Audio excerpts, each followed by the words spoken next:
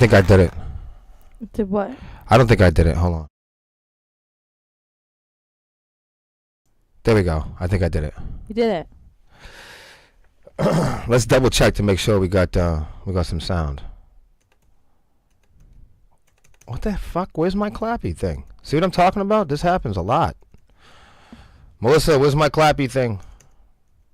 It just worked a second ago. I do got I have my my trusty intro music. You know what?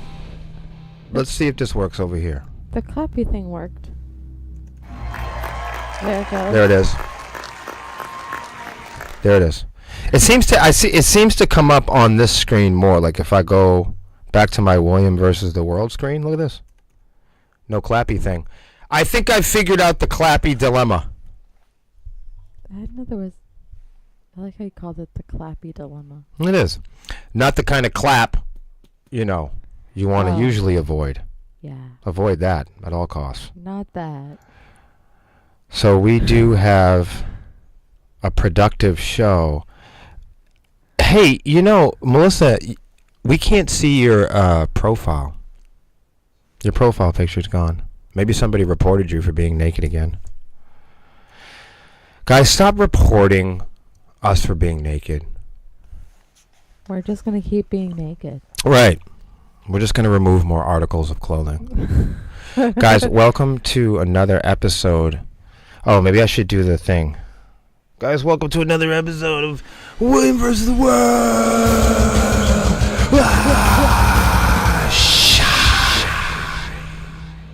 Yeah. Shine on. We have a fun show for everybody today. It is still... Now, Lex, Yeah. you're a gal. Yeah. In fact, you are the celebrity merch girl. Yeah. Being a gal, what is this? Is this... Because, like, I'm a guy, and I like to celebrate gals all year. So... I am a huge fan of women, obviously. The women in my life, the females and girls in my life know that. I'm in your corner. I'm here to root you on. And I'm a big fan, genuinely. Now,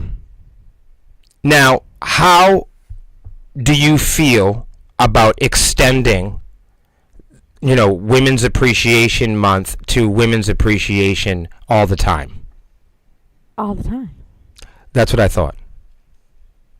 Like, we don't need to wait another 12 months to have a time where we love and appreciate women. I think we could do that every day. Yeah. What is this called normally? Is this Women's Appreciation Month? Is it International Women's Month? What is it? Because to me, it's women's time all the time. I love girls every day. I understand it as Women's History Month. Okay. And then the 8th, which was this month, I could have looked it was up. International Women's Day. I could have looked it up on a Google search, but I decided not to because I'd rather hear it from you, a woman. Thank you. You know, to see what you thought about it. Yeah. So I have today, you know, I'm not doing this because of what month it is. I just thought it was a cool thing. But being that it is, you know, a month where we salute great women, I thought that what better time to point out 10 things that wouldn't exist if a woman hadn't invented it. I love this. It's kind of cool, right? Yes, It's not please. like it's not a big deal or anything. I but love stuff like this. Yeah, I thought it would just be fun Like to look who at. invented the clock? I don't know, but we can look at that at some point. You know? So today marks 100 years.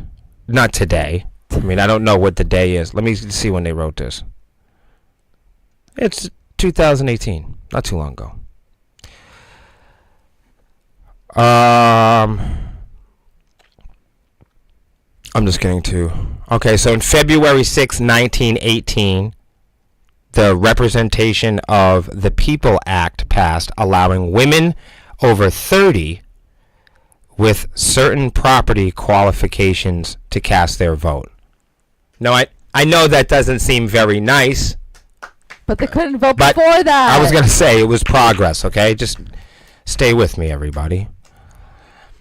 While it is a day to remember and celebrate the heroism of suffragettes, including Emily Davidson, Flora Drummond, and Emmeline Pankhurst, it's also a time to recognize all brilliant women throughout history who have changed our lives, just like those fearless women did 100 years ago. These are world-shaping, life-saving, and downright delicious inventions by 10 brilliant female minds. What a strange set of English. Nonetheless, we're learning together, everybody. CCTV is on the list. Women invented CCTV. What's CCTV? Well, patented in 1969, Marie Van Britten Brown's closed-circuit television security consisted of a motorized camera and 4 peepholes. Security cameras. They invented security Of course women invented security cameras. They're experts at peeping toms, abusers, psychopaths, stalkers. Of course a woman would create closed-circuit television security cameras. I think it's brilliant. Let's put up the clap. And I don't mean that kind. Her invention was originally intended to provide individual home security. This chick is on it, man. As police were slow to respond to calls in her New York borough, and became the framework for modern CCTV used for surveillance, crime prevention, and traffic monitoring. Wow. Look at that. Thank you. Thank you for that. That's Marie. Marie is a woman that she came up with closed circuit television. Aren't you all glad about that? Yes, Marie, thank you. The next is beer. Women made up beer. That's crazy. So for all those men out there. Hold on. Next time a particular kind of man distinguishes between girls and boys, drinks, soak up the sheer delight of watching his face fall when you say that beer was invented by a woman. And this is therefore a girl's drink. Get out of town. I can't do the clappy thing. What the fuck is going on? But Lexi's got me. Isn't that cool? That's amazing. There you go. There you have it. That's amazing. Yeah. Let's keep going. This is great. Nearly 7,000 years ago in Mesopotamia and Samaria, women were the first to develop, sell, and drink beer. Her research suggests. While we can't say who exactly created the first ever cool and crisp pint that we all enjoy down at the local boozer, it was sure as hell down to an ancient babe somewhere. What do you guys think? That's what, see, this is why I am a massive fan of women. I'm a massive fan of everybody, but I'm just pointing this out. All right, this is why we need to love them. Mm-hmm. Not just because of what's happening today, but what's happened before. The cool part, when we measure and we take a look at historical events, be it men or women or black people or musicians or anybody, we get to look back and we get to measure the value of how we got here and how that plays an important part of our relationship with each other today. Okay, number 3, women invented the dishwasher. Yeah. I mean, there's no surprise there. So Josephine Cochran, you were a goddess among men. Yes, you are.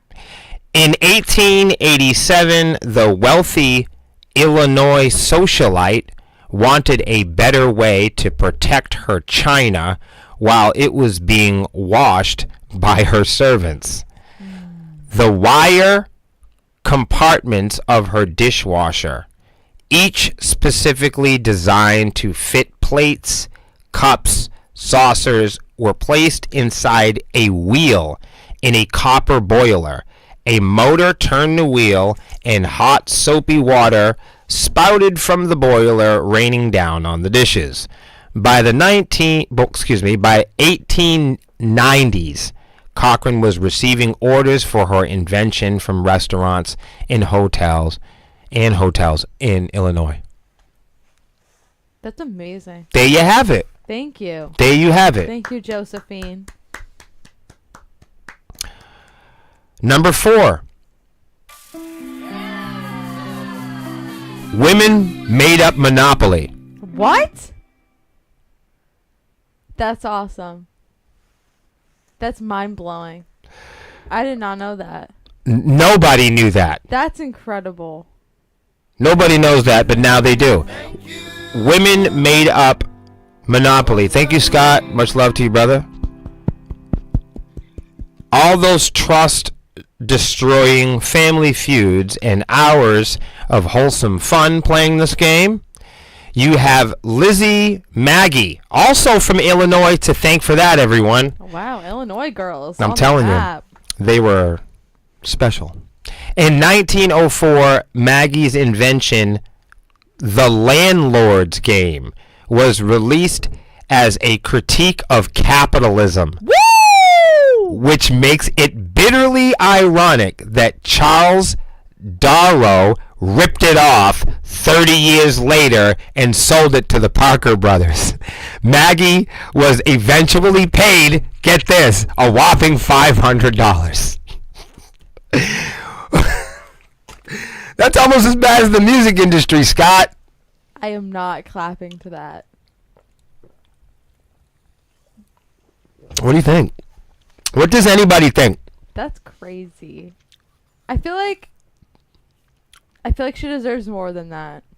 Well, she does. She does. That's why we're doing it. It was her idea. Yeah, no, I know. It's Fuck amazing. the brothers. It was her idea. Women invented the fire escape. Brilliant. In 1897, the first outdoor fire escape with an external staircase was patented by Anna Connolly. Around this time, buildings were getting bigger and higher, and fire department ladders in the cities could generally only reach the 4th floor. In the 1900s, Connolly's invention became part of many building safety code requirements across the U.S. She's saved lives, like hundreds of lives. Wow. She's an amazing woman. These are amazing women. Wow.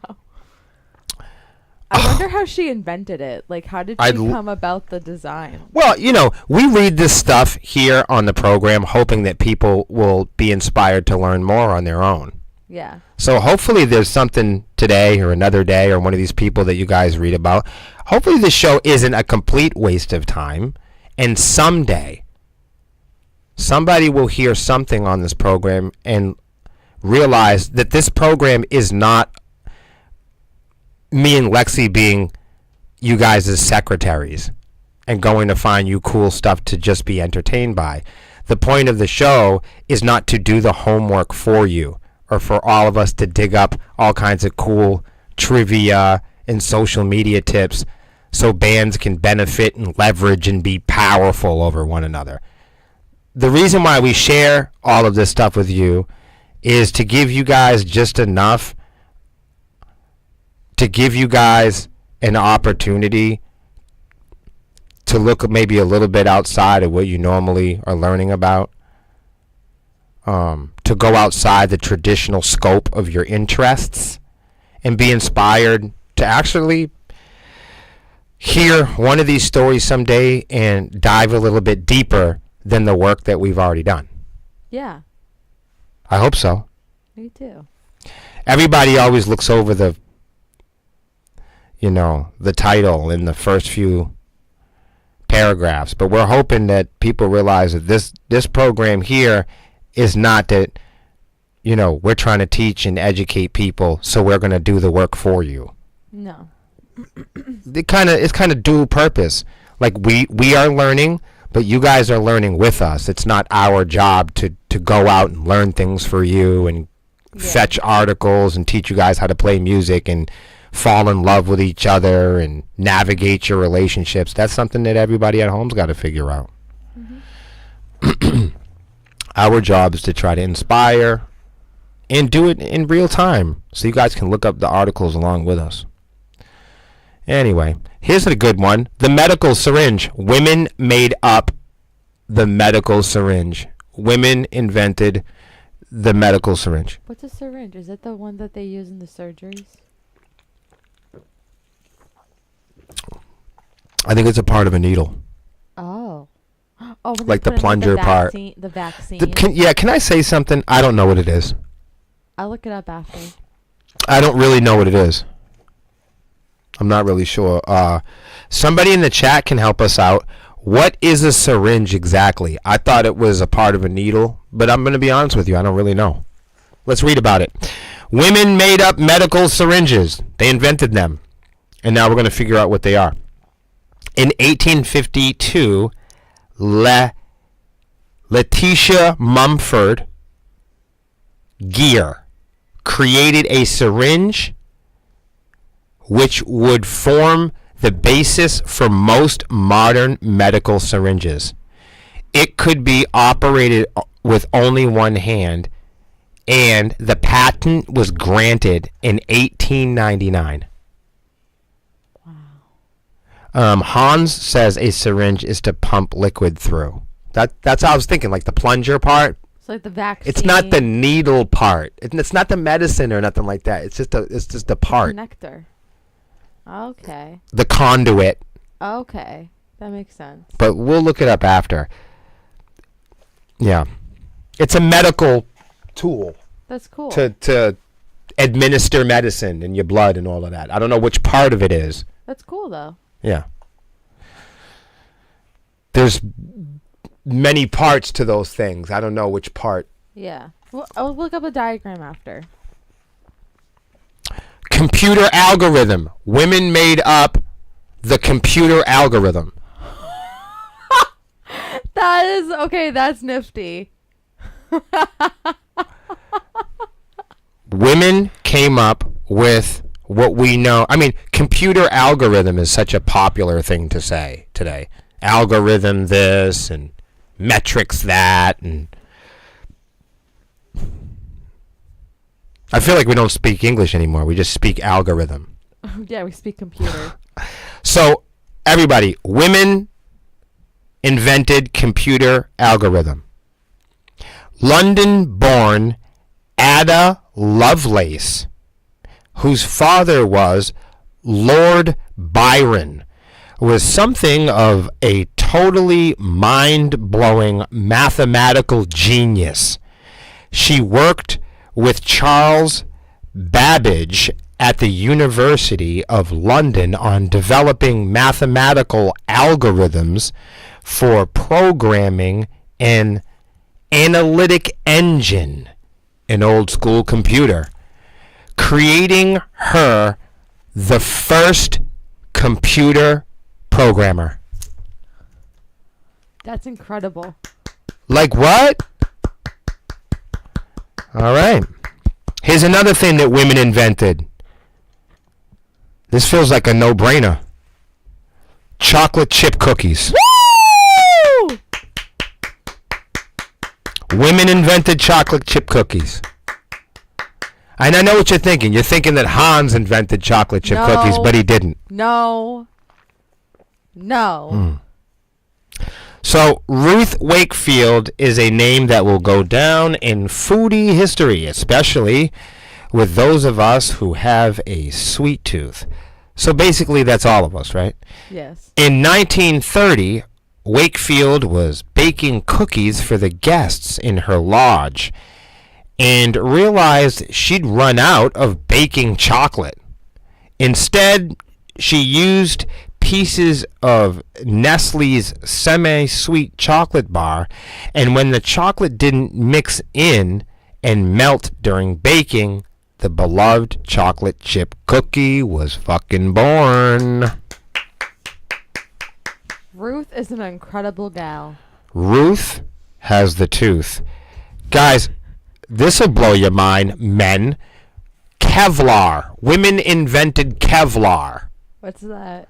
One of the first women research chemists, Stephanie Kwolek, discovered a liquid crystalline polymer solution in 1971. The incredible strength and stiffness of which led her to invent Kevlar. What's Kevlar? A synthetic material which is 5 times stronger than steel. Oh. It's used to make bulletproof vests, boats, planes, ropes, cables, and much more. Women invented Kevlar. That's incredible. Women are the shit. Women are amazing. Guys, let's do one more. Women also invented, stem cell isolation. What? Can you believe that? That's awesome. Guys, check this out. Women invented stem cell isolation. This was a groundbreakingly and hugely complex invention and has been crucial to our understanding of cancer. Anne, her name's really difficult to say, so I'm not going to say it, but her name is Anne T.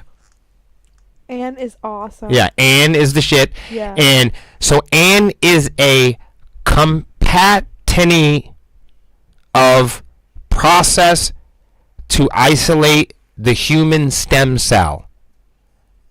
A co-patini. It's the first time I've ever said that. I have never heard this word So before. basically, I think that she's partnered up on the patent. Okay. But don't quote me on that. Which has led to an incredible advancements in understanding the blood systems of cancer patients. The hope is that one day it could lead to a cure for cancer and many other diseases. Anne T. is directing further research into stem cell growth and cellular biology at Stem Cells Inc. in California. And she, like the other 9 women on this list, is also our new idol. That's it, guys. So yeah, that's 10 incredible things that we really wouldn't have unless we had women. There you go. Girl power. 10 things that wouldn't exist if a woman hadn't invented it, everybody. Girl power. I hope y'all mess with that.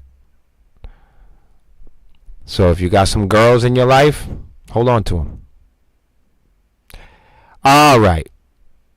I didn't really want to get into this. I really didn't. So sometimes we get people that comment, and I wish I could respond to all of the comments that come in about the music industry, but the comment section is no place for all of us to have a rational, common conversation about something as complex, as the music industry. It's an interesting behavioral trait that we have online. But today, everyone, it's much more frequent to see people commenting or being confident or behaving like an expert at any given field or industry but the one they are actually in. It is far too often commonplace for us to behave like we are experts in any given industry or field. It almost seems like the industries and fields that we are least likely to perform in are the ones that we jump in the conversations and comment sections and try to talk about and seem like an expert. And every now and then I get a question or a comment that I like to migrate over to the podcast. And today somebody was responding to my post in disbelief when I say things like the music industry is a crime wave. Okay? I'll say things like, or we'll make a post and I will use English like the music industry is a crime wave. And before we look at articles and start digging up evidence, it's important to understand that when I talk about the music industry, the first place that I go to measure the industry is my own experiences. Not because I'm hyper-focused, they just happen to be some of the circumstances that I can directly pull from, where I actually have receipts and budgeting. I can look over demographs and figures. Because even the $17 billion independent industry is a music business. And I know a lot of times tastemakers and record labels are trying to convince independent artists that they're not in a business. I'm here to tell you that it is a $17 billion business each year for app developers, coders, tastemakers, A&Rs, record labels, distributors, and the list goes on. I'm not going to start off with the transatlantic slave trade, although I could. When I say the music business or the music industry is a crime spree, it's because it is. And it's just a matter of where you want me to start the story.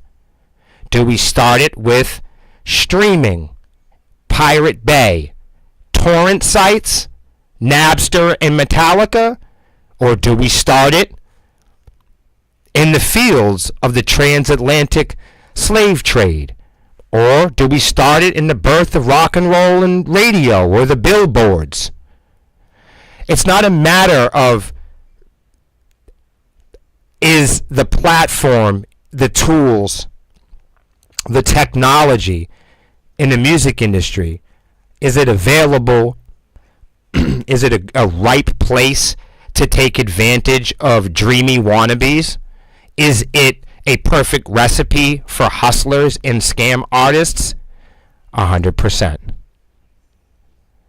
Just like every layer of industry, just like farming, just like politics, and just like religion, the largest legacy companies and corporations are ripe for exploitation and abuse. So when I say that the music industry is a crime spree, before we get into historical moments, I don't draw from articles or celebrities. I draw from what I personally have experienced in the music industry. That's the first place I start. I'm not somebody that's a fan of the music industry, and it's something that I wanted to be in, and it's something that we're doing every day. So when I speak about the music industry and I talk about crimes that are committed, or if I talk about payola, or if I talk about getting ripped off by your record label, I'm not telling you guys that because I read it in an article. I'm telling you that because I have the direct real-world experience. When I talk about what it's like being scammed in the music industry, it's because me and my band have the direct real-world receipts and experience. It's not something we read in an article. When I hear a bad actor, when I hear a bad preacher, when I hear a bad politician, it's not something that I heard on the news. Typically, it's something that came out of their own fucking mouth. Real shit. So So, in the same respect, we get people all the time that are just so confused about how the music industry can be a crime scene, can be a crime spree. The music industry is a continuing crime wave because once we learn the new gadgets, there's plenty of learning curves ahead. I gathered up a few things here just so we could talk about it. So the folks that were absolutely blown away at my choice of English, people who just can't wrap their head around the music industry being a crime wave, I will share a few ideas from this article to inspire you to go and do your own homework and research on your own. Concerts and tours have proved to be a significant revenue source in the music industry as these events often involve substantial amounts of cash. Transactions which include ticket sales, merchandise, concessions, and stuff which can make an easy ground for money laundering. So money laundering is a big, it's an activity in the music industry where people are often exploited. Criminals can introduce illicit money into the financial systems and easily inflate ticket sales. For instance, so this is an example of one of hundreds and thousands of behaviors that prove that the music industry is a fucking crime wave. Record labels and royalties, hitting the right notes. Ever thought that record labels can also be used to launder money? This happens when signing artists and producing music. Labels create legitimate business activities that can mask illicit transactions. Something we are familiar with record labels doing. Yeah. We are familiar with record labels doing this firsthand. Royalties can be defined as the payments which are made to artists for the use of their music and can easily be manipulated to launder money. And I think that under normal circumstances, when we're talking to artists on Facebook, they don't have any real world education or experience in this. So when I say something like the music industry is a crime spree, I mean that because I don't need to go to an article or a celebrity or a band. I don't need to do some sort of research to confirm that that's true. I have already confirmed that that's true through my own experience. The difference between me and your favorite artists is your favorite artists, your favorite mainstream artists, have a responsible concern, commitment, and they have an investment in getting you to believe that they are immortal. That there is something special about them that the music industry can't get to. Your favorite artists want you to believe that they are not broke. Because a lot of your favorite artists believe if you knew how much they sold out, you would not support them anymore. A lot of mainstream artists believe that if they pull back the curtain and show you guys the mystique, the mysticism, if they pull back the curtain and bring you backstage and they show you how to make the music, if the artists bring you back and take off all the clothes and all the wardrobe and teach you guys how to play the music, that you won't love them anymore. There's an idea that your favorite artists, if they come down from the mountain and they stand with you eye to eye, that you won't worship them anymore, that they won't be larger than life. Because unfortunately, many artists don't mind getting ripped off in the music industry because they're not here to make money. They're here for power.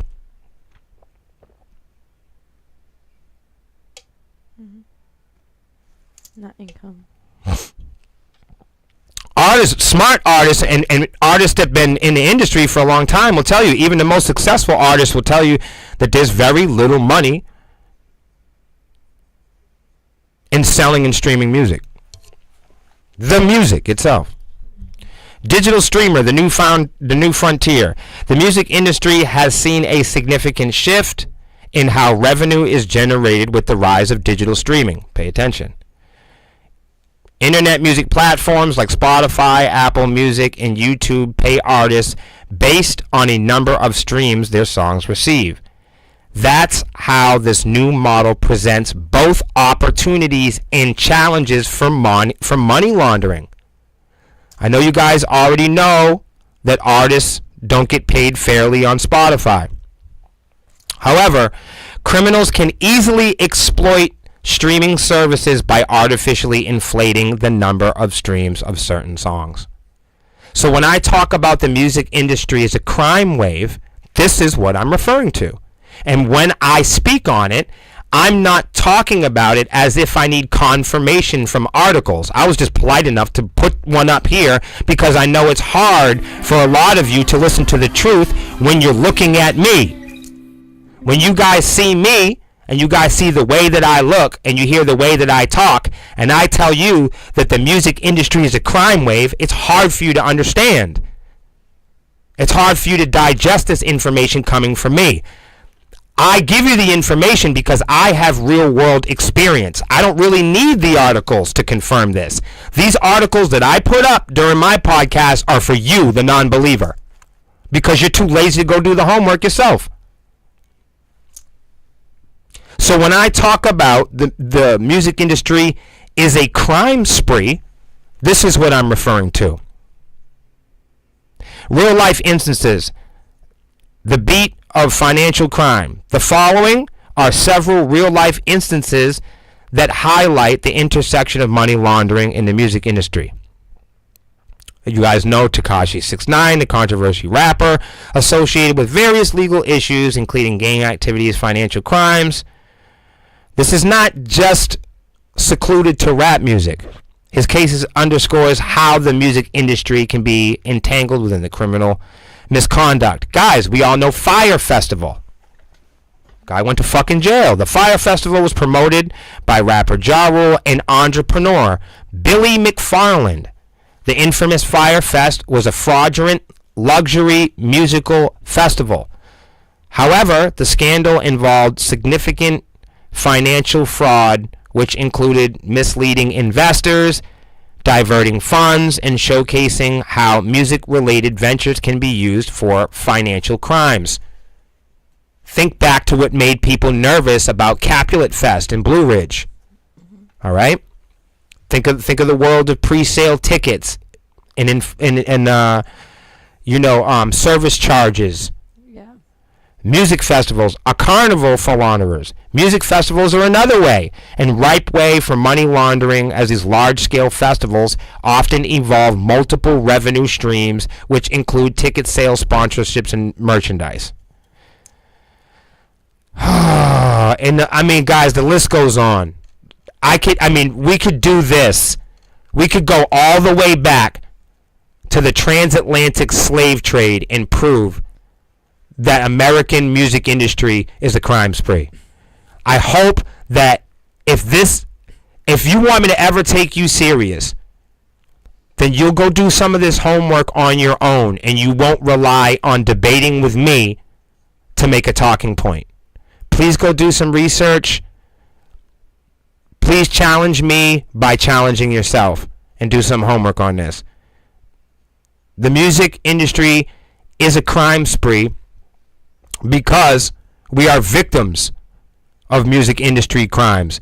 And I don't need an article or a politician or a celebrity or my mom to confirm it. I can confirm it because I'm grown and I got the receipts.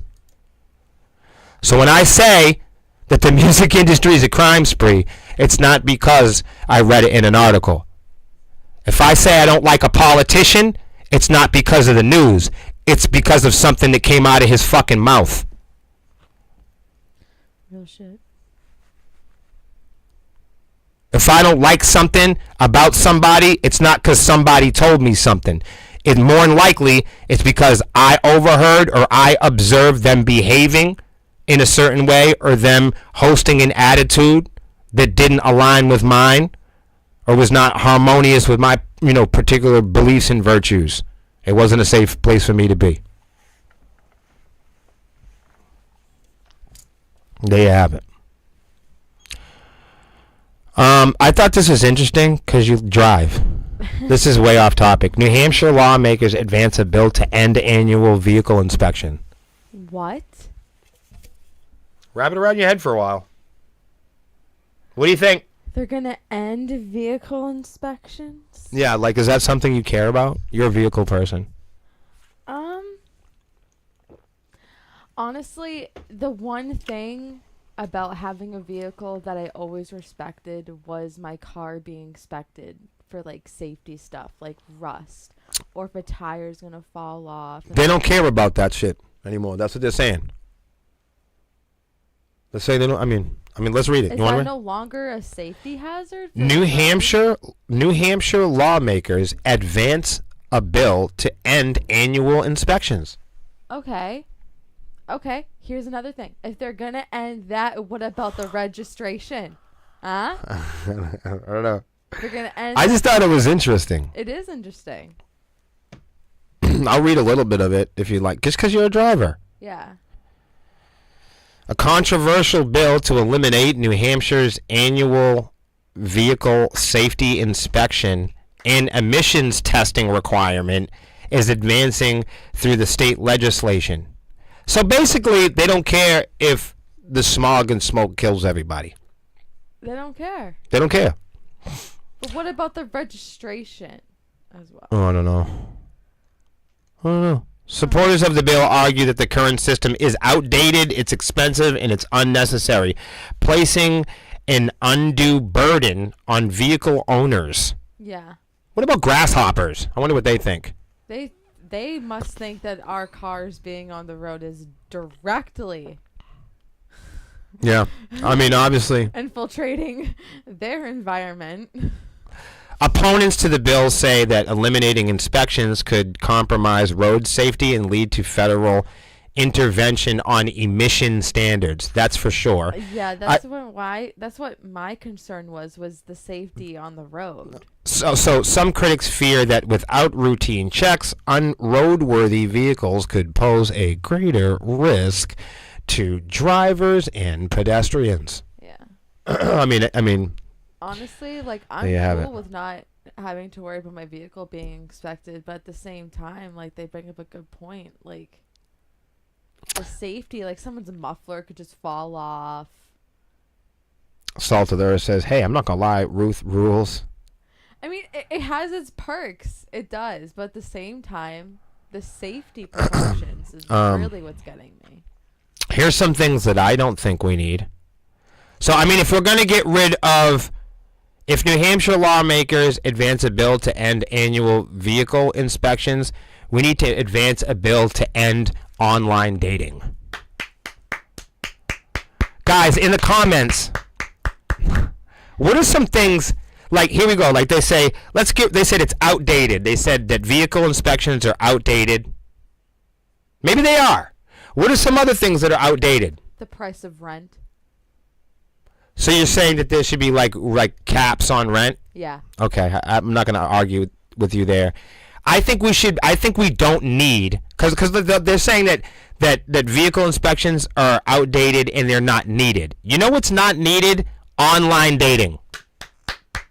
Why do you need it? Why do you need to pay your cell phone to help you get a date? It's a pimp. Then get a pimp. Why do you need the phone? Get a person. If the whole point is for you to get naked with another human being, then going through the phone seems like a more challenging task to me. Just go. That's what I think we should be done with. Subscription dating. Yeah. It's like Carfax. We should also be done with subscriptions. I'm not going to lie to you there.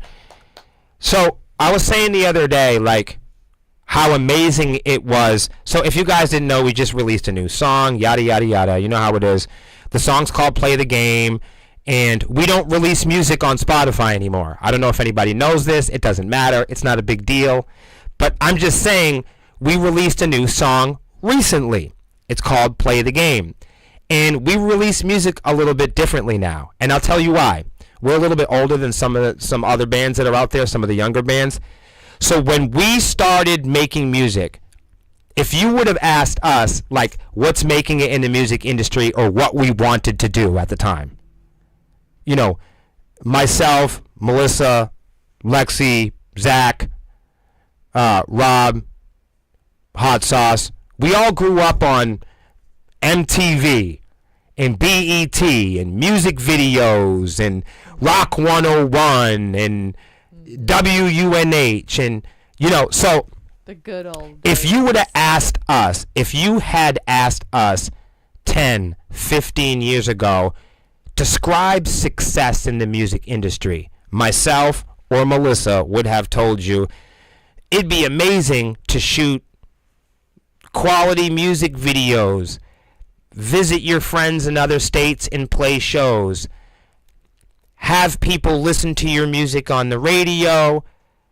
show up in popular rock and roll magazines, and get tens to thousands of people to listen to our music. That's what we would have told you.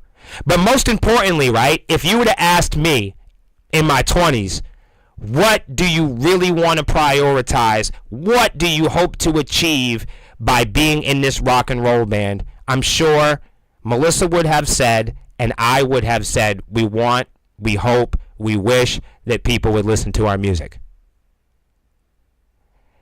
And if you would have asked us years ago, we would have wanted to be on the biggest magazines. But in today's world, you can pay to be in the big rock and roll magazines. If you want to be on the radio today, you can pay to have your band play on your hometown radio. So one thing that we got rid of was streaming and Spotify, because we realized that years and years ago, you would have had to be on MTV to get 25,000 plays of your music. You would have needed to been on BET. You would have needed to been on the radio. You would have needed to been on TV, on mainstream platforms and outlets to get tens of thousands of views and plays on your new music and videos. We have, just this week, we have, just on one platform, we have over 250,000 views on our new music. In a world, and that is amazing. So we got rid of Spotify because what do people do when they use Spotify? They upload their music to Spotify, right?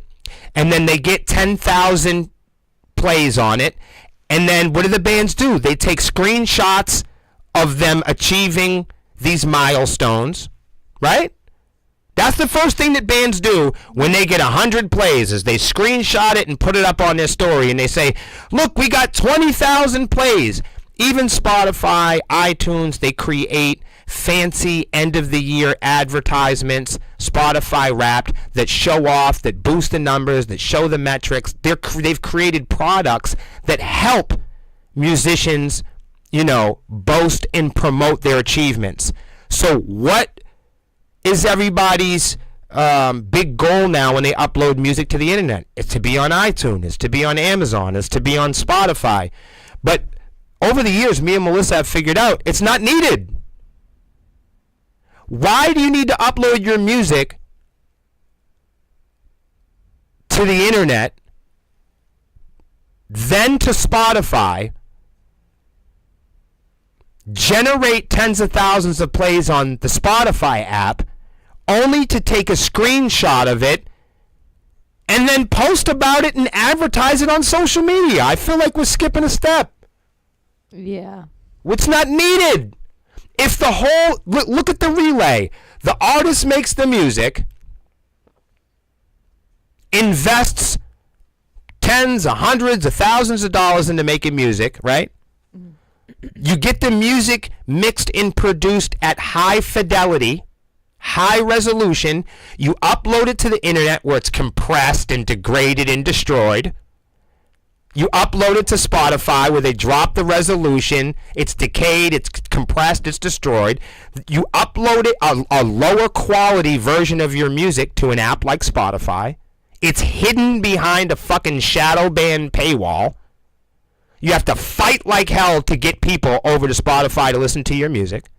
You get 1,000 people over there, finally. And what's the first thing artists do? They take a screenshot of their achievements and they go back and talk about it on social media.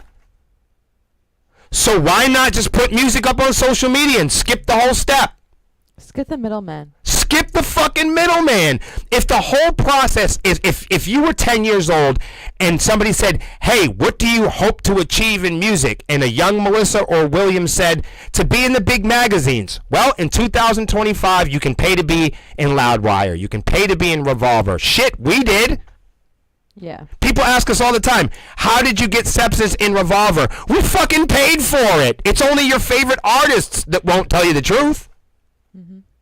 Your favorite, biggest artists are the ones that hide behind magic and mystique. I'll tell you up front, anytime you've seen us in anything professional, it's because we fucking paid for it. The magic and mystique that they hide behind was their bank account, because that was a time when it was more affordable. Oh, there was a time when record labels had the bank. They could pay for it for you. You hide behind your record label. So, stockholder. You know, I just feel like if the end goal, if you ask a kid, right, what is your goal, kid? And the kid says, hey, man, I want 500,000 people to listen to my music. And in 2025, you can pay to be in the big magazines. You can pay for ads. You can pay for people to write nice articles about you. You can pay for big celebrity features. You can pay for all that. You can also pay for people, for the 500,000 viewers that you want to listen to your music. But what you can't pay for is authenticity. Nope. So, when you see 100,000 followers on Spotify, okay, when you see 100,000 plays on Spotify, there's no reactions. There's no comments. The 100,000 followers, you can't contact them. You can't confirm or interact with them. No. So this isn't even the type of middleman we want. No, you can't trust it. So if the idea is to upload your music to the internet, then it gets to Spotify, you do well on Spotify, then you take a screenshot of that so you can advertise it on social media, why not just skip Spotify altogether, make music authentically, and upload it to the place where you're eventually going to advertise, which is social media? If the end game is advertising that you've been successful on iTunes, on YouTube, or Spotify, all artists go to social media to boast, to brag, to tell the world that they have achieved these milestones. Every artist I've ever met since social media, as soon as they've done anything good, let's go to Facebook. They go to Facebook. They go to Instagram. They go to their favorite social media because that's where their fans are. And why do they go to social media to show off their accolades and achievements? Because real life people can comment. They can't comment on Spotify. You can't comment them. You can't send them a message. You can't get feedback on your music, so you can never really determine or confirm that anybody's even listening at all. So if the end game is to get 4,000 followers and 4,000 streams on Spotify, if that's the goal, only to take a picture of that image and migrate it over to social media so you can talk about it, why not just fucking make music and upload it to social media and let people give you feedback and critique right there on the spot? It's perfect. See, on Spotify, you can get back into the debate with people and tastemakers if your music's good or not, because there's no one really to talk to. There's no customer service. There's nobody that you can thank. There's nobody to share it out for you. You can never confirm whether there's a real human being behind it. So if somebody says your music sucks, or they like it, or they're jumping for joy about it on Facebook, you can tap on that profile. You can scroll down 3 times and see if that person's legit. I love when people say that we have fake followers, because I'm always wondering why people don't just click on it. Just click on it. You'll see it. Because most of the places that we upload our music to, most of the places that we advertise, we're advertising for attention. We're advertising for reactions. When Sepsis puts up music, we're advertising for criticism, for feedback, for people to leave information in the comments. It just seems like we could skip a step by, I mean, is some of our music on iTunes and Spotify? Yes. Yeah. Almost 11's on But iTunes. But it seems pointless for modern day artists to be promoting or advertising or pushing apps like Spotify. To me, skip them. Push the music, do what you really do, be authentic, push it on social media where your fans are, where you can talk to people up front, where you can get feedback, where you can get criticism. Because that's the end game anyways. If you achieve anything on YouTube or iTunes, you're only going to go over to your favorite social app and talk about it anyways and share it in a story. Also, social media platforms like Facebook don't like it when you talk about other platforms on the platform. Because all of these platforms... So it makes more sense for you to upload the music to the platform that you are on the most, because they want you to have more people, including yourself, on that platform. Ladies, and that's why we have Lexi on the show. I give you the clappy thing right now. Thank you. That's why you're on the show. Only you could have answered it like that. Scott, what's going on? Yo, Rick, what up? What's going on? What's going on? I got y'all's back. Yo, CA says money moves it all. It's fucking fake. He said it's fake. All right. Guys, I forgot. I'm not even on. Oh, shit. This shit just almost. I think we just had a disruption. Am I still on? Are we here? I hope I'm still on. It did a funny thing. Konnichiwa. It did. So put a 1 in the chat if I'm still here, guys. We're in Wonderland. Where are you? Producer, am I still on? Okay. November.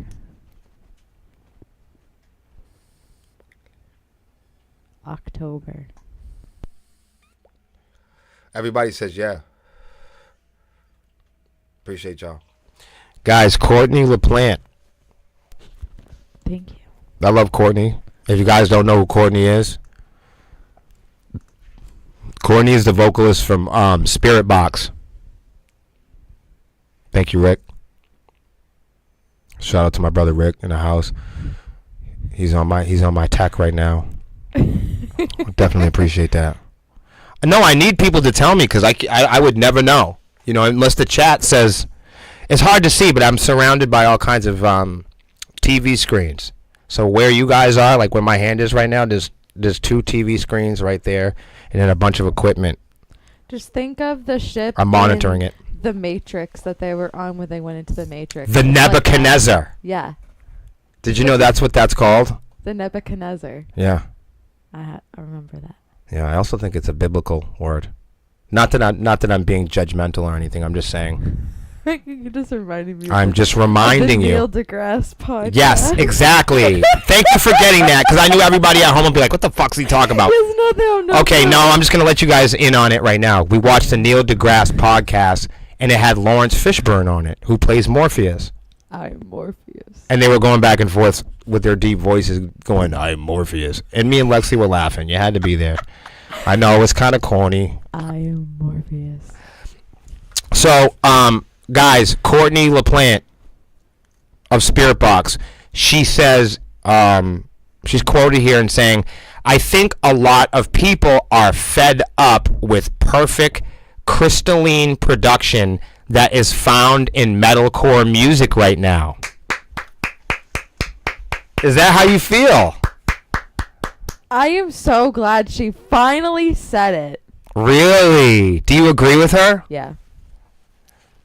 So yeah, she says that no more perfect crystal production. I'm going to make a confession right now. I feel the way that she feels about rock music. That's how I feel about hip hop music. Woo! Now we're talking about the stuff. So the cool thing about me in this is I believe that I'm contradicting. You feel me? Yes. Yes, I'm on two different sides. My heavy metal side says I want clear, crisp production. My hip hop says I want chaos. I want lawlessness. No, I understand that. So me, I like my heavy metal clean, crisp. I want to be able to hear the words. If there's one thing that I could say that I actually really, really like about Spirit Box, is I think that they are crystal clean production. Wait, are they talking this in regards to a recording of a track or on stage? We're going to have to find out. Because if they're talking about on stage, I agree with her. Yo, Rick, do you think rap should be more broken and ugly and gritty, or do you think it should be more crystalline production? I got to get Rick's opinion on this one. This is important. Especially hometown. Right. I got to know. Yeah. Because, like, for me, like, as a fan of hip-hop, I want lawless, criminal, fight the power, hip-hop shit. Yep. I don't want... you know what I want. Yeah. You know what I want. I want the revolution is going to be televised. Oh, it's going to be televised. I want yes. I want yes. You know what I want. But like in hard rock and metal, I don't want that. So like I got into hard rock and metal for some of the acting. The theater. For the theater. The drama. Also, I got into hard rock and heavy metal for the emotion. The femininity. The strength. Yes, but the femininity. The sex. Oh, yeah. Hip-hop's got some good sex, too, but I digress. We want lawless. Yes. This shit, you know, people will tell me all the time that really good heavy metal is ugly heavy metal. We'll always try to make our heavy metal cleaner. Yeah. We are. We're guilty of this. Crisp. I'm guilty of this shit. Let's see what she's talking about.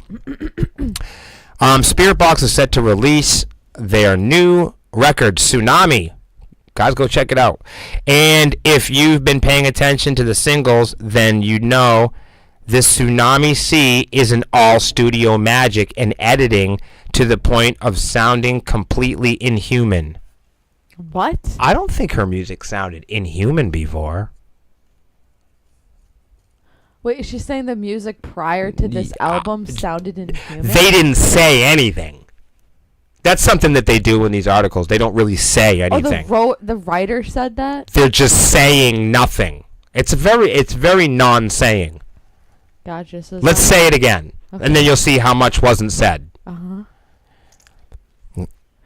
According to Spirit Box vocalist Courtney LaPlante in an interview, Tsunami C isn't all studio magic and editing to the point of sounding completely inhuman. It's an author's perspective. It's not even... Oh, it's her opinion of her own. It's the author's perspective of her opinion. Gotcha. That's why it's not saying much, you know? Yeah. LaPlante said that she feels... This is not a quote. LaPlante said that she feels that fans are sick and tired of everything being totally cleaned up, which is fair.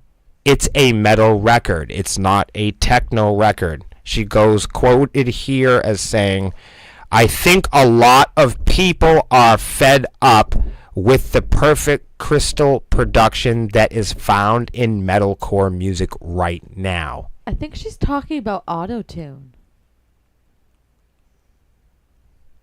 We love big, pristine production, but the physical human performance in there provided by us isn't super edited or quantized this time around. All right. Okay. I'm hanging on there. By a thread. Yeah. Thin. I think it's all good. I think they make good music regardless. I'm glad she did something different. I'm glad she did something different, but I'm going to keep it real. I think that that's just the evolution of artists. You know? You go through growth. And sometimes you want a lot of scratching and samples and backup vocals and gang vocals. And then, you know, you like the next album, you might want to do something stripped down because that's what you did. Right. Okay, like, you know, we're coming up on our 5th year anniversary. And do you think the music that we make today is cleaner or meaner? Both. I was about to say both. Can both be an option? Yeah. Because it's cleaner and meaner. Cool. Like, listen to Play the Game, for example. Listen to it tonight. Yeah, listen to it right now. Really blast it. Here's a good one for you. Guys, iPhone, not that I care about stuff like this. Are they setting iPhones on fire? No, it's not it's not quite that good, but it's close. Damn it. Okay. Yo, Rick, we gotta have the comeback album right now. We gotta get you know how the Blues Brothers got the band back together? What? That's how we got. You know what I mean? What? You know how easy it would be to just make a dope single for the summer and rip everybody's head off? Do it. That's it. That's all we would have to do. Do it. I'm behind this 100,000%. Uh-huh. See? Look, iOS 19 could get a drastic new look, Hans. I only got this article so Hans would flip out. I think Melissa won't like this too. I only got this article because I know it would make my friends ugly. Chaos said he's all in. Yes. Yes. It would have been. That's what I'm saying. I got the stuff. I'll make the beat. We could do our first show at Clemento's. Yes. They have good pizza. I'll be the drummer. What? You want to do a live hip hop band? Now you're getting me into it. Yeah. We need a fucking DJ. Because I'm not DJing. I want to rap. I'll make the beat. You're gonna make the you're gonna do the drums. I thought. Yeah, I said I'll make the beat. You do the drums. We get a DJ. Yeah, I can't DJ to do the scratching and shit. I can't scratch, but I'll drum. And we'll get a bass player, and a guitar. Well, we got a bass player. And you got a guitar player. Well, we do, but I'm saying we need like a hip hop guitar player. Although I know she could do it. Yeah, I was gonna say. I'll drum though, dead ass. I'll drum. You have the perfect 90s, mid-late 90s drum beats that we need. Yeah. I don't want nothing. I don't want to drum nothing 2004. No, 90s. Anything 2004 on, no drums. Drum everything from my childhood up to 2024. Perfect. Those are the hip hop beats I like. Yes. Yeah. Real. None of this trap shit. No, fuck that. I don't want to be in the trap. I want to open the trap. Yeah. I want to be free. Hans, are you ready for a new iPhone? Oh dear. The last time that Apple completely overhauled the iPhone operating system was iOS 7 in 2013. It's been 12 years. It's always looked the same to me. Yeah. They haven't changed much. It really has. I mean, Yeah, that's all. I just wanted to do that to fuck with Hans. It just weighs a lot. What do you think about this shit? Yo, Rick, seriously. Look, I don't even want to show anybody. I have so many raps. I don't even want to. See, like, look, I don't even want to show nobody. Look, raps. Look, see that? Raps. I just want to look. I don't literally write a whole 500-page novel of all the raps. This is my raps that I have. If anybody wants to get crushed, look, and you know how it is too. Like, these are compartmentalized. Like, these are all like organized into thoughts and ideas and stanzas. And look. Who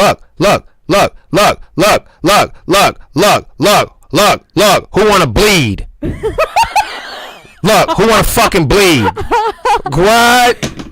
Like, what? Yo, who want to fucking bleed? Like every up shot. Yo, oh man. Like, what? Oh man. Boom. Woo! I don't even want to open that no more. Like peekaboo. Everything in here, this is the shit to make it into this fucking file. Like, I've got stuff written down, but to get into this file, this is not like a scratch pad. This isn't what you think it is. Like 1, 2, 3 into the 4 and Snoop Doggy Dogg and he's knocking at your fucking door and all that.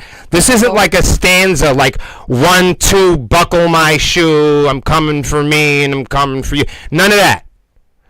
These are fucking drops, punchlines, beheadings.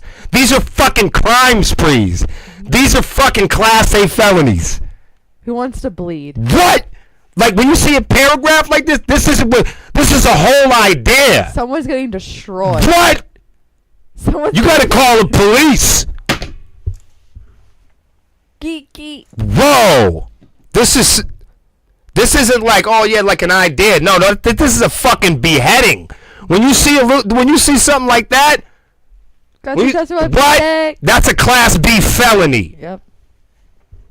No one wants the heat in the street. And the reason why, no, they don't. They don't. And that's the reason why this is here. For anybody to want to fucking play with me. Anybody that want to ever rap with me, this is what this is for. I double, triple dare you. I double dare you. I'll rip your fucking head off. Woo! And everybody out here knows it too. I double dare you. Don't let me get in my bag. You better keep what? You better keep what? Finish him. You know what I'm saying? Yeah. Tool. This made me sad, but I don't know the whole story. Tool apparently booed for a disappointing set on their own festival. They booed themselves? No, they got booed on their own festival. Booed. So to me, that's sad. Imagine going to Swarmy Fest and us getting booed. I'll throw a tomato at them. Keep playing. No one's booing. No one would do that to us. People are so nice to us. You know, I get asked a lot how mean people are to us. And this might be disappointing for some of you. Cue disappointment music. So, people ask us often, you know, it must be tough being you guys. You guys must take a lot of criticism. And people must be just awful to you guys. Every day. Everywhere you go. And the truth is no. Never. People are never mean to us. It's very, very, very, very rare that people say negative things to us or even have any negative criticism. Even online. I know that's hard to believe. But even staff members will ask me like, hey man, what's the heat? There's no heat, man. We never do. I'm gonna tip you guys in on something. And maybe you believe me, maybe you don't. It doesn't matter. We're just entertainers. So I know sometimes it feels like we're posting dramatic stuff, but I'm just telling you, we're just entertaining people. That's just what we do to entertain the algorithm, the fans of that particular thing. We are variety content creators, musicians, and streamers and entertainers. So whatever particular content you might be seeing, it may or may not be for you. Not all the content that we create is for you. Like this stream is for me and my friends. You know, Melissa has, you know, her streams and things that she likes to do. You know, the other band members, they have their talents and things that they like to showcase. So, I know it's hard to believe, but no matter what I'm doing online, you guys have to remember, we are the ones that published it. Any rumor that you hear about us, it's because it came from us. Legit. Like if you hear something about us, or if you see a video about us, you got to remember, we're the ones that uploaded it to the internet. You know? So if you're responding to something or you see us make a post, try not to get too carried away, because if you're smart, you'll remember that we're just entertainers. And that's all that we're here to do. You know? Because it's fun. Because it's fun. That's what we're doing. So, anyway. Tool's first ever Destination Festival took place over the weekend in the Dominican Republic. That sounds so nice. Oh, that's beautiful. Right? And it appears that the band was booed at the end of the second show of the fest for not living up to its promise of playing, quote, 2 unique sets. I don't know how that translates. Okay. You know? 2 unique sets. Rick said, you guys are talented and work mad hard. I can't talk down on that unless you're a hater. I appreciate that. Certainly. You know what winds up happening though is I don't know how it works really in hip hop, because I've never been as successful in hip hop as we've been in rock music. But there's something about rock and metal, you know, like the more you advertise your achievements and the more that you build your resume, unfortunately, other people around you tend to treat you worse in rock music. There is this idea that unless you are ungodly rich and unless you are acceptably famous, then you are allowed to advertise yourself. You are allowed to promote yourself. But there's something about like emerging artists. There's something about independent artists that, you know, it's like we're having too much fun to be doing what we're doing. So fuck us. We shouldn't be getting paid for it. We should be unhappy doing what we're doing, and people tend to think of self-employed people or independent artists as dreamers, you know? And unless you are the limited few at the top, you haven't made it. But you know? But making it. People don't think that way about plumbers. Like, think of all the plumbers in town. If you're not the top, if you're the bottom plumber, it's not like you're the... But what's up with all this competition? Like, someone's form of making it could be them being a plumber, and they made it. Someone's version of making it is... Right, having steady work. Right. Having people to show up to their shows all the time. Well, unfortunately, Lexi... Like, people have different versions of making it. You're absolutely right. And there are some heights and ridiculous levels of success where... Some people think, you know, unless you have so much money and you're so successful and powerful, other people are working for you all the time. Everybody revolves and orbits around you. But that seems very stereotypical, very narrow-minded. That is very American. Yeah. That, you know what I mean? I can't put another title on it, but that is the incremental race to the top. the top of your class, the top of the top of your team. I was just about to ask you, what's this battle of the bands? It seems like there's a star. The Voice, Dancing with the Stars, everything is Who Wants to Be a Millionaire. It's all of a constant advertisement to say that success is being reaching riches and popularity to the point where people are kind of living your life for you. Gambling? People, you know what I mean? People wash your dishes for you. People throw themselves at your feet. You know what I mean? Like, to me, that sounds terrible. I think that knowing everybody is a fucking curse. Yeah. So popularity can have its drawbacks. People say, I want to be popular. Popular seems like a okay, gamble. But if you're popular with who? Right. Like, it's popular with angry neighbors that don't understand your success.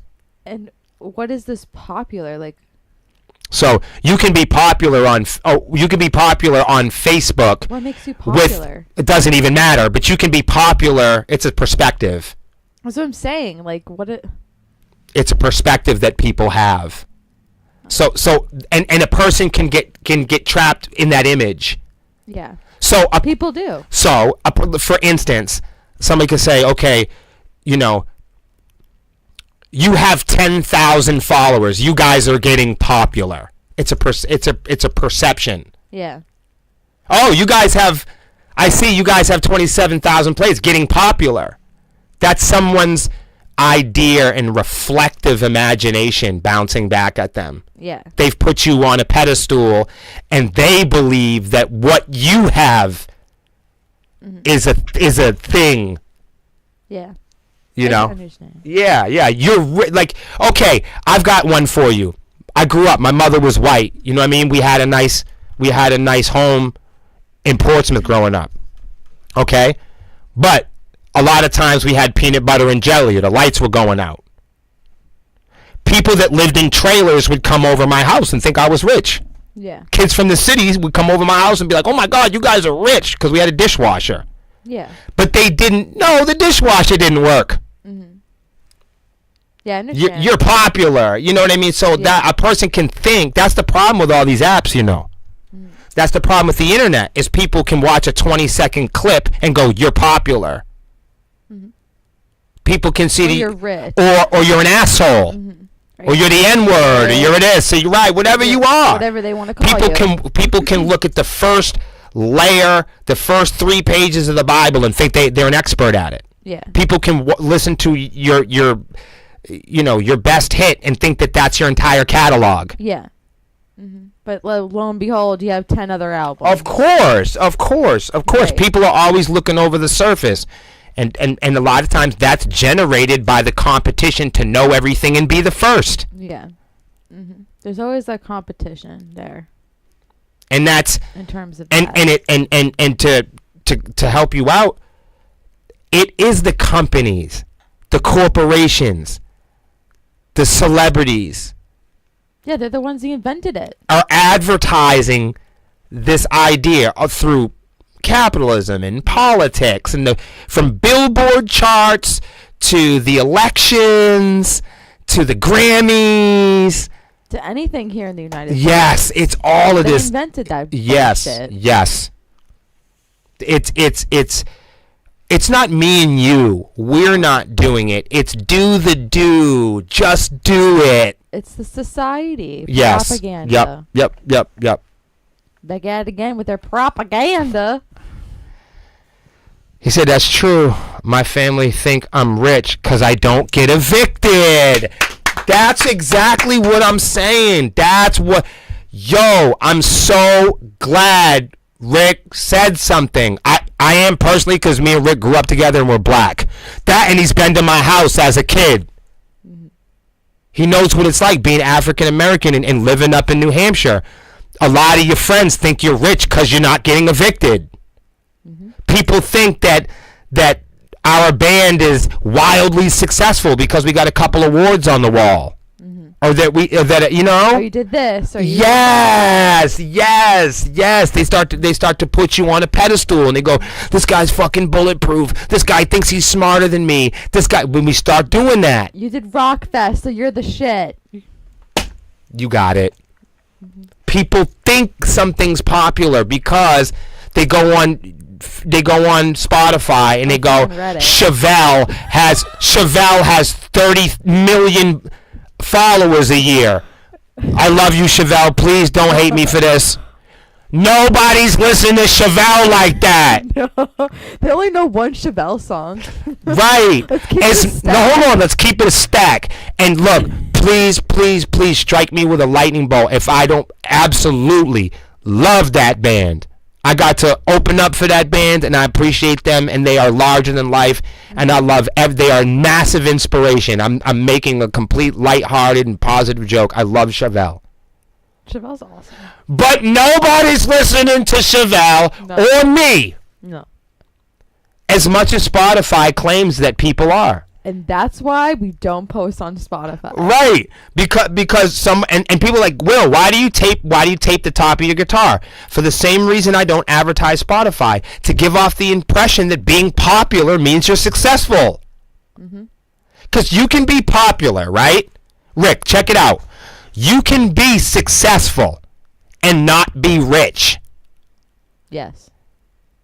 You can be rich and not successful. Yes.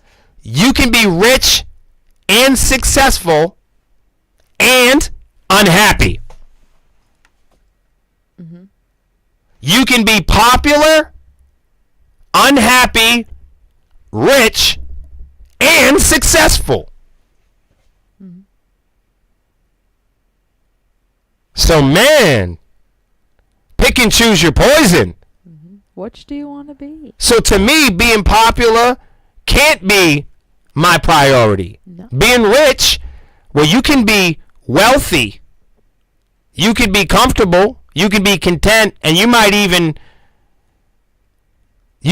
be, symbolically rich in other ways, right? Because what if your whole thing is like, I want to get tons of money, right? So I can have free time. And it just so happens that you land yourself a job that feels like you have free time. You land a job that you love doing so much it feels like free time. Yeah. You're wealthy. That is. You got it. You did it. You did it. You're making it. You know what I'm saying? But you could be you could score the best job economically, and it could drive you to tears every day. Really? For real. You could marry a man or a woman that you're not in love with. What a curse. That's what a lot of people go through. So just being popular and everybody knowing you, it's like, wait a minute, but who knows you? I mean, is it worth being popular by, what if a bunch of rapists thought you were popular? Would that be good? No, it'd be terrible. No. That'd be awful. See what I'm saying? So it depends on who you're popular with. If you're popular with good people, that's great. If you have a small circle and you're popular, that's great. You can keep an eye on everybody. They can keep an eye on you. You guys can have each other's backs. So being popular doesn't always mean it's a road to riches. No. And I know a lot of rich people that are very unhappy because a lot of rich people are lonely. How do you make money how do you make friends if everybody knows you're popular and you're rich and you're successful? How do you make real friends? You can't. If want you for your money. If I said to everybody right now, I've got millions of dollars and I live in a mansion and there's pussy climbing up the walls and gold chains for everybody, all of a sudden I have a bunch of brand new best friends. That doesn't sound like fun. No. You know what I'm saying? So you got to really think. Yeah. Like,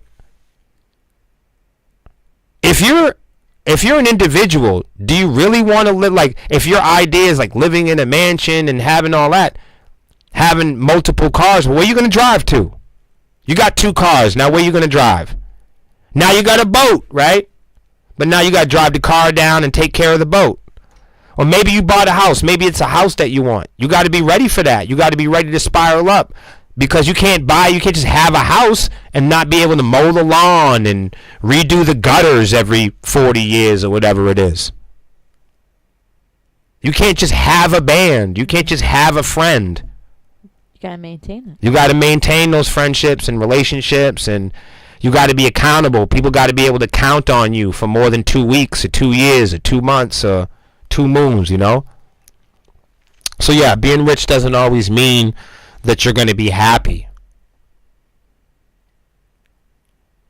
So what is success? Like Lexi said, you know, we all kind of got to define and develop and work our way up to what we as individuals and our close circle and the people that we live with and take care of can determine and define as success. And I'm sorry what happened to Tool. I don't know what happened, but we're going to let them go on this one because we're out of time.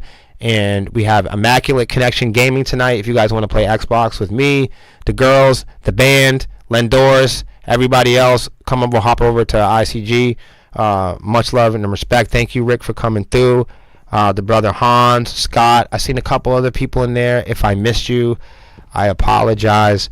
I look forward to seeing you guys next week on another episode of William versus the World. Bye. Do you want to say goodbye on the thing?